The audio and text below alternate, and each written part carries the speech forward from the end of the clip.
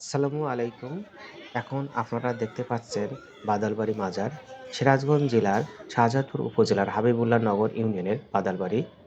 প্রায় ১১০০ বছর পূর্বে ইয়েমেনের রাজা মুয়াজ ইবনে জাবালের বংশধর ইয়ামেন শাহজাদা হযরত মখদুম শাহ দৌলা শহীদ ইয়ামানী রহমতুল্লাহ এর সাথে ইসলাম ধর্ম প্রচারের জন্য হযরত শাহ হাবিবুল্লাহ ইয়ামিন রহমতুল্লাহ শাহজাদপুরে আসেন এবং একনিষ্ঠভাবে ইসলাম ধর্ম প্রচার করতে থাকেন। উনার যে মাজার কোথায় স্থানীয় লোক মুখে শুনতে পেলাম উনার মাজার স্থায়ীভাবে কেউ বলতে পারছে না। কিন্তু অনেকের ধারণা যে এখানে যে উঁচু জায়গা আছে তেঁতুল গাছের নিচে এই জায়গা থেকে ধারণা করে হয়েছে। কিন্তু ওটা সঠিক এখনো তারা বলতে পারছে না। কিন্তু চারদিকে ঘেরাঘুরি রেখেছে যে উনাই তেঁতুল গাছে লাগিয়েছিলেন, তাহলে তেঁতুল গাছের বয়সও কিন্তু ১১০০ বছরের পূর্বে হবে। এই মাজার শরীফ করতোয়া নদের পূর্ব পাশে অবস্থিত। শাহজাদপুর উপজেলাতে প্রায় ৩ কিলোমিটার দক্ষিণ-পূর্ব দিকে অবস্থিত।